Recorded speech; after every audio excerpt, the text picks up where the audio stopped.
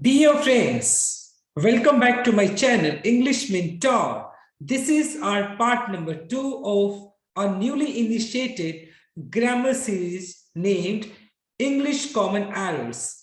In this particular session, I'm just going to teach you another 30 sentences. So let us start this particular session without any further delay. Sentence number 31. ध्यान से देखेंगे.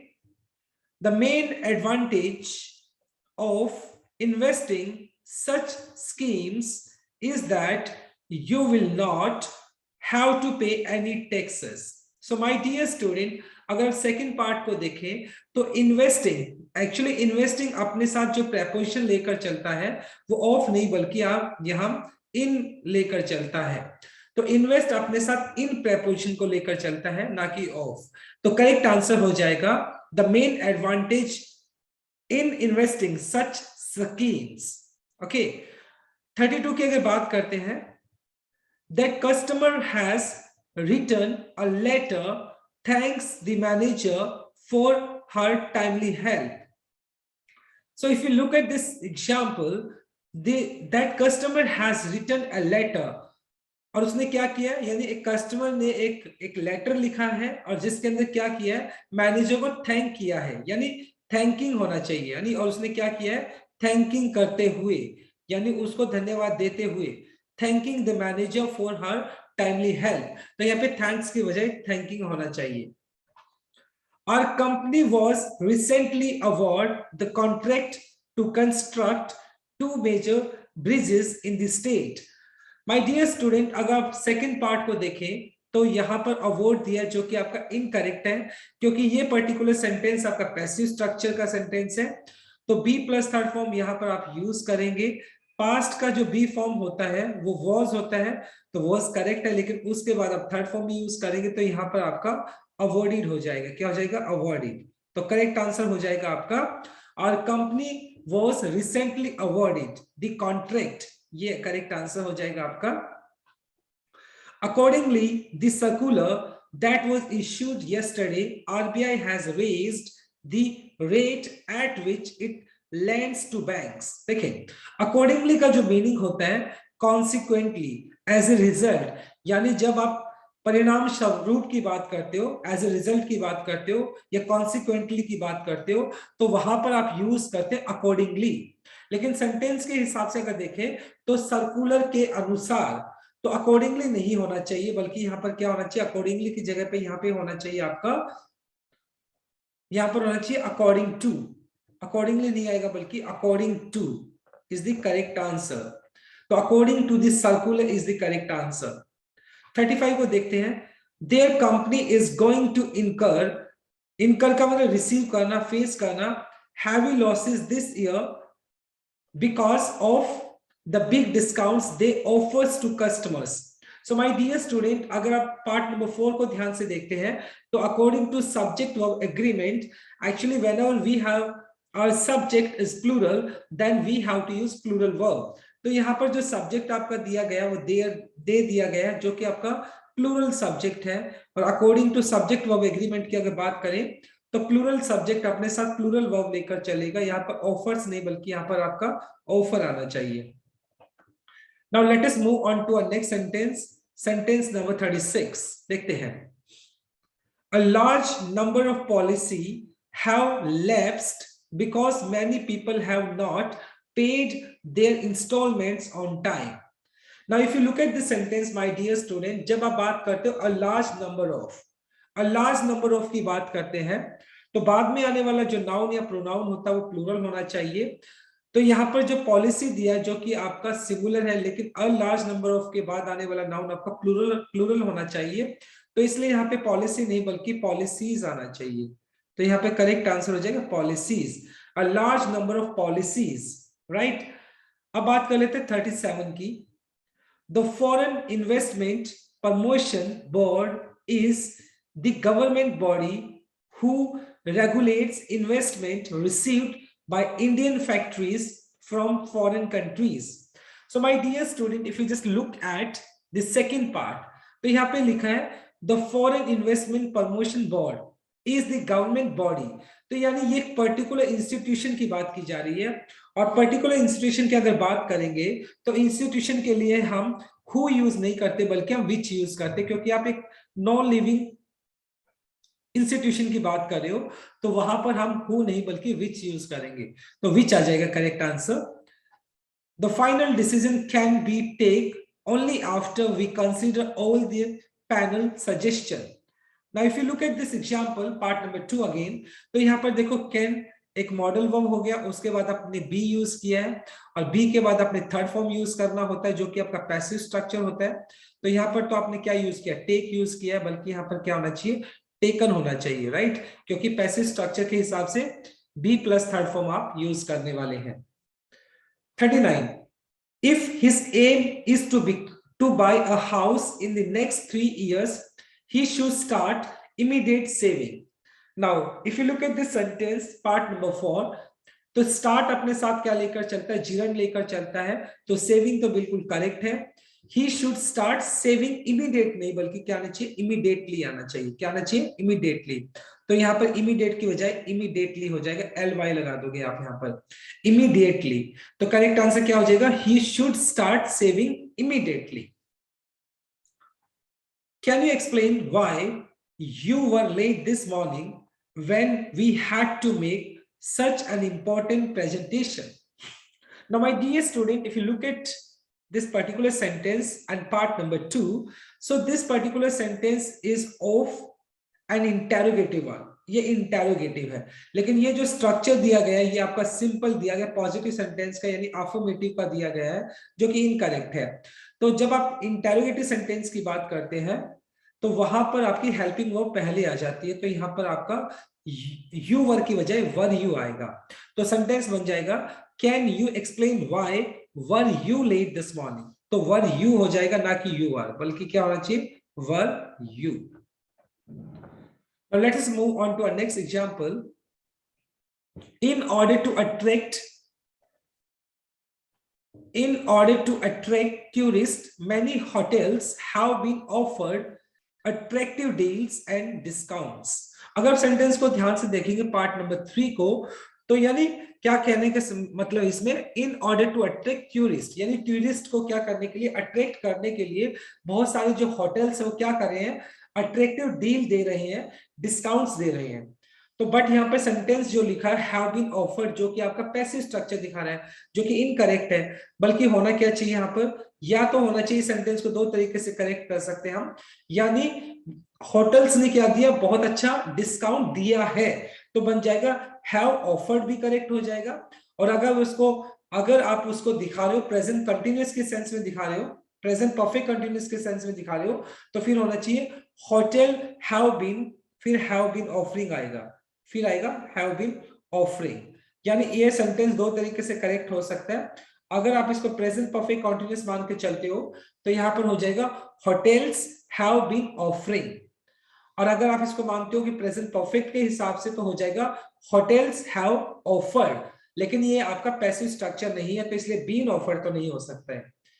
42 को देखते हैं, the board is likely to take its time to examine the facts before giving their decision. So my dear student, ये particular sentence को आप ध्यान से देखें तो यहाँ पर एक collective noun दिया board. So whenever your collective noun seems united, जब कभी आपका collective noun united होता है तो उसको हमेशा सिंगुलर ट्रीट किया जाता है, और सिंगुलर ट्रीट किया जाता है तो उस पर्टिकुलर सेंटेंस में यूज होने वाला जो पॉजेसिव केस है वो भी आपका सिंगुलर होना चाहिए। और वैसे भी कलेक्टिव नाउन को हम न्यूट्रल जेंडर मान के चलते हैं, और न्यूट्रल जेंडर जो है वो आपका देयर के साथ नहीं बल्कि इट्स के साथ बताया जाएगा। तो यहाँ पर आपका देयर डिसीजन की बजाय यहाँ पर इट्स डिसीजन आना चाहिए, इट्स डिसीजन। 43 को देखते हैं, how we can open these branches on time if we have not yet obtain the licenses. देखिए अगर बात को ध्यान से देखेंगे तो बाद में देखो लास्ट में आप ध्यान से देखें तो यहाँ पे आपका इंटेरोगेटिव साइन दिया है, क्वेश्चन मार्क दिया है, सो इट मींस ये पर्टिकुलर सेंटेंस आपका इंटेरोगेटिव है। लेकिन अगर फर्स्ट पार्ट को आप ध्यान से देखें, हाउ वी कैन ओपन, तो ये आपका इनकरेक्ट हो गया, बल्कि होना क्या चाहिए, कैन आपका आगे आ जाना चाहिए, वी से पहले तो हो जाना चाहिए आपका हाउ कैन वी होना चाहिए, ना कि वी कैन, राइट। क्योंकि ये आपका पर्टिकुलर सेंटेंस इंटेरोगेटिव का है। One of the disadvantage of fixed deposit schemes is that banks offer low rates of interest. Now if you look at this sentence, ये आपका जो सेंटेंस है वो डिस्ट्रीब्यूटिव प्रोनाउन का है, तो वन ऑफ के बाद आने वाला नाउन या प्रोनाउन होता है वो आपका प्लूरल होना चाहिए और वर्ब हमेशा सिंगुलर होती है। तो वन ऑफ के बाद यहाँ पे देखो डिसएडवांटेज दिया जो कि गलत हो गया, तो डिसएडवांटेजेस होना चाहिए, तो यहाँ पर आपका एस आ जाएगा, डिसएडवांटेजेस। 45 को देख लेते हैं। अकॉर्डिंग टू एक्सपर्ट्स, यानी एक्सपर्ट्स के हिसाब से, it is necessary for you to save and invest at least 25% of your monthly income. Necessarily तो आपका एक एडवर्ब हो गया, ये आपका एक एडवर्ब हो गया, लेकिन सेंटेंस की डिमांड यहाँ पे एडवर्ब की नहीं बल्कि यहाँ पर एडजेक्टिव की है, तो यहाँ पर आपका क्या आना चाहिए, एडजेक्टिव होना चाहिए। तो नेसेसरली बल्कि नहीं, यहाँ पे नेसेसरी हो जाएगा, NECESSARY, तो नेसेसरली की हो जाए, यहाँ पे नेसेसरी हो जाएगा क्योंकि नेसेसरी आपका एडजेक्टिव है और अकॉर्डिंग टू सेंटेंस यहाँ पे आपका एडजेक्टिव ही आना चाहिए। Now let us move on to our next slide. Sentence number 46.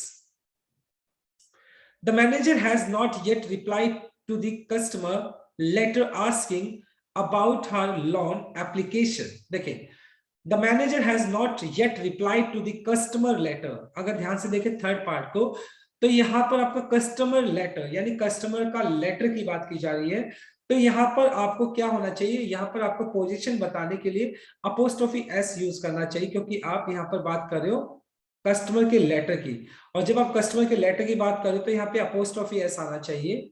तो ऑब्वियसली बात है, द कस्टमर्स लेटर हो जाएगा, तो अपोस्ट्रोफी एस लगना चाहिए यहाँ पर, तो क्या लगना चाहिए, अपोस्ट्रोफी एस लग जाएगा, customers letter, right.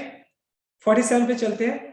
While the formation of RBI was approved in March 1934, it was inaugurated only in April 1st, 1935.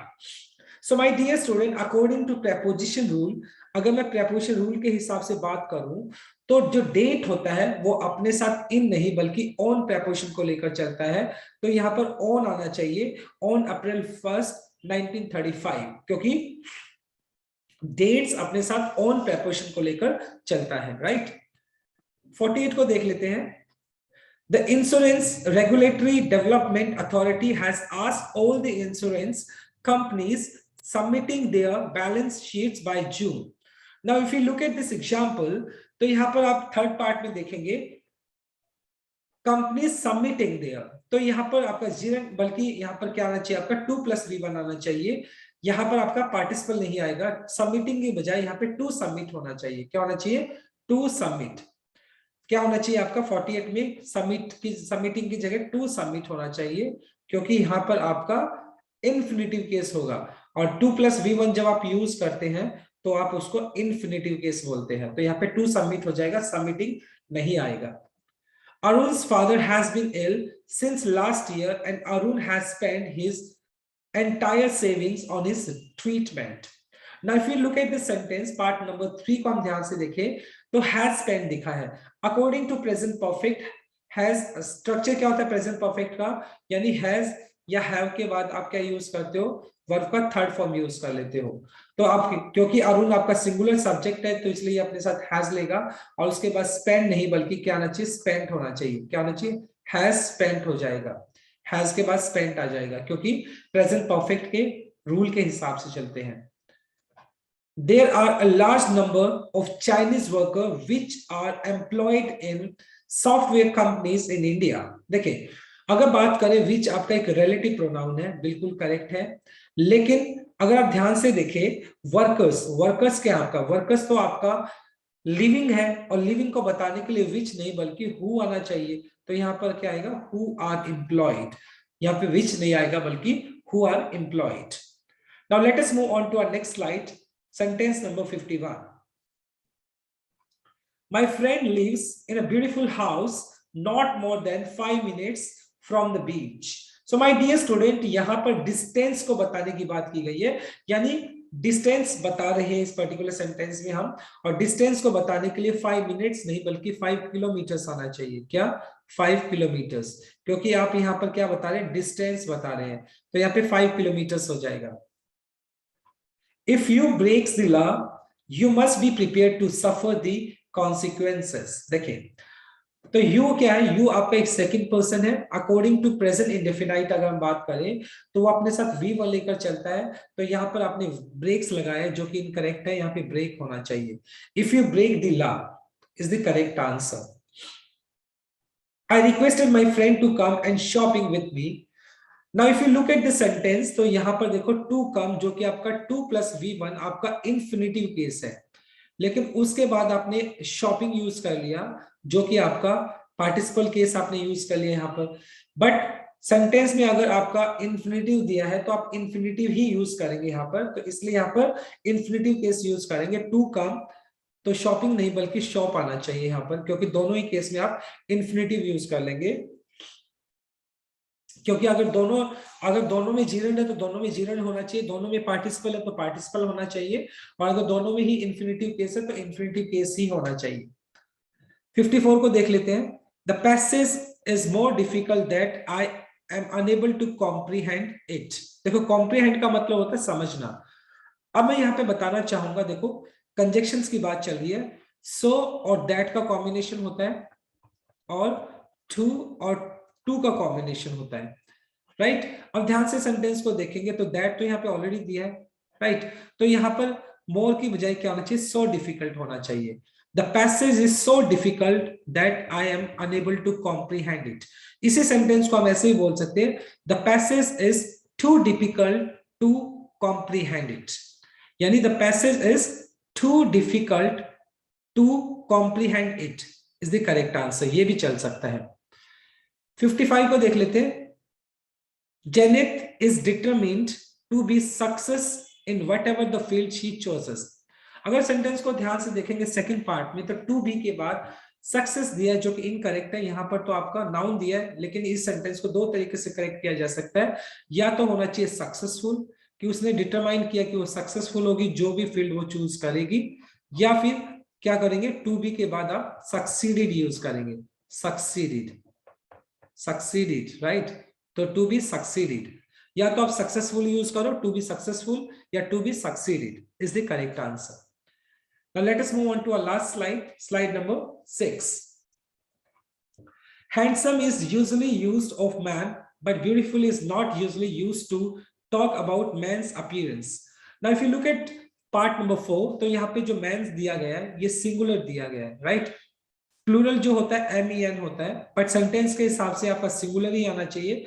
लेकिन अगर आपका मैन जो सिंगुलर दिया है तो सिंगुलर नाउन के साथ तो आर्टिकल भी आना चाहिए, तो इसलिए यहाँ पर आपका अ मैन्स अपीयरेंस होना चाहिए। पायल kept her drum besides her always and she played wisely. Now my dear student, यहाँ पे देखो besides और beside का मैं फर्क बता देता हूँ।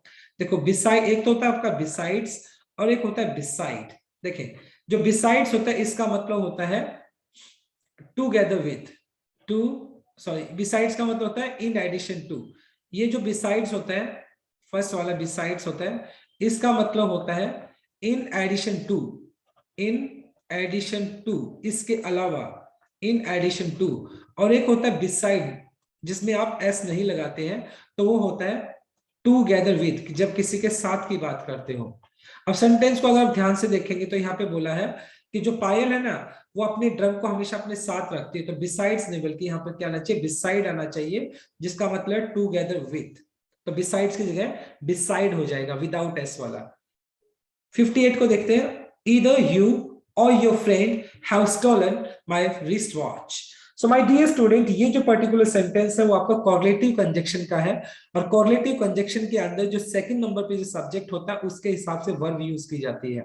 तो यहाँ पर जो सेकंड सब्जेक्ट है आपका योर फ्रेंड, जो कि सिंगुलर सब्जेक्ट है, सिंगुलर सब्जेक्ट अपने साथ सिंगुलर वर्ब लेकर चलेगा, तो यहाँ पर हैव नहीं बल्कि हैज स्टोलन होना चाहिए, हैज स्टोलन। 59 को देखते हैं। My son has bought 4 pens who are red in color. Now my dear student, देखो ये who आपका एक relative pronoun हो गया, और उससे पहले आपका पेन्स दिया गया है जो कि आपका एक नॉन लिविंग है। ये नॉन लिविंग हो गया। और नॉन लिविंग को बताने के लिए आप हु का यूज नहीं बल्कि विच का यूज करेंगे। किसका यूज करेंगे? विच का। Now let us move to the last sentence.